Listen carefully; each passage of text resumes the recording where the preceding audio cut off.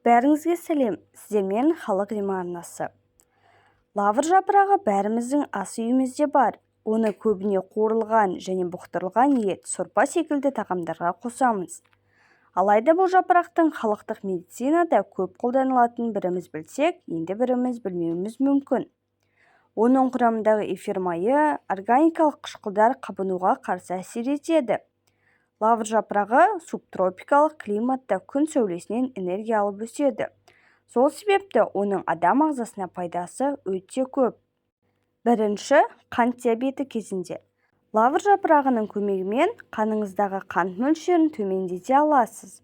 Ол үшін термосқа 10 жапырақ салып, 300 стакан қайнаған су құйыңыз. Тұнба 3 сағаттан кейін дайын болады. Бұл емдік сусынды күніне 3 рет тамақ жерден жарты сағат бұрын ішесіз. Емделу уақыты 2 аптаға созылады. Екінші пайдасы, арықтағыңыз келсе. 5-6 жапырақты ұсақтап турап, 1 стакан салқын су құйып, 1 түнге қалдырыңыз. Таңертең лавр суын 15 минутта қайнатып, қақпақтың астындағы тағы 30 минутқа сақтаңыз. Қайнатпаны күніне 3 рет ішесіз. Емделу уақыты 1 апта. Одан кейін міндетті түрде 2 аптадай үзіліс жасауыңыз қажет. Сусын дәмді болу үшін бал, жаңғақ қосып ішуіңізге болады. Егер аузыңыздан жағымсыз иістер шықса, сіздің қызыл иегіңіз ісінсе, қанжел, стоматит, гингивит секілді ауруларға ұшыраған болуыңыз мүмкін. Олардың алдын алу үшін тамақ арасындағы үзілісте лавр жапырағын шайнаңыз. Нәтижесіне көзіңізді жеткізесіз. Төртінші, ұйқысыздыққа ұшырасаңыз. Лавр жапырағының иісі дәрілік шүйгін шөптен кем тыныштандырмайды. Жастығыңыздың астына бірнеше лавр жапырағын салып жатсаңыз, жаңа туған нәрестеде ұйықтайсыз. Бұл әдіс балаларға да пайдалы. Мұндай хош иістен бала керемет қалың ұйқыға кетіп, түн ұйқысын мүлдем бөлмейді. Бесінші, ара шаққан кезде. Ара шағып алған кездегі сезім бәріңізге де таныс шығар. Егер сондай жағдайға тап болсаңыз, лавр жапырағын ара шаққан жерге қойып, байлап тастаңыз. Қабыну тез арада жойылады. Алтыншы, үйіңіздегі ауаны хош иістендіреді. Лавр жапырағының құрамында эфир майы болғандықтан үйіңізді залалсыздандыратын қасиетке ие. 10-15 жапырақты алып, қайнатып, бөлмеңізге қойыңыз. Бірнеше минуттан кейін керемет хош иіс шығатын болады. Жетінші, тері аурулар үшін де өте пайдалы.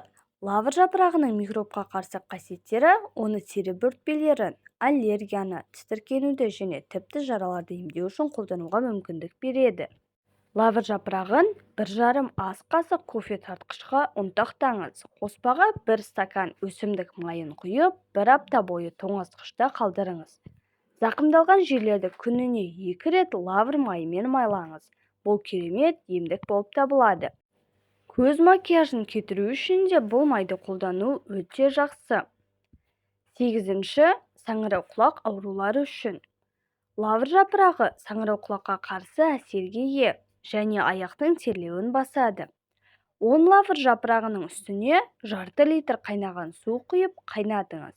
Аптасына 2-3 рет осы инфузиямен ваннаны қабылдаңыз және мәселе сізді әлде қайда аз алаңдататын болады.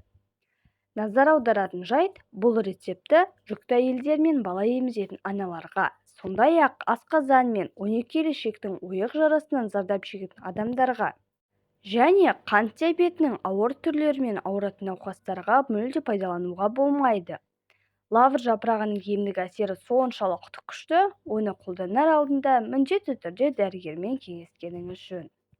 Ақпарат пайдалы болды деген үміттемін. Видеоны соңына дейін көргеніңіз үшін көп рахмет. Видеоға лайк басып, каналға тіркелуді ұмытпаңыз.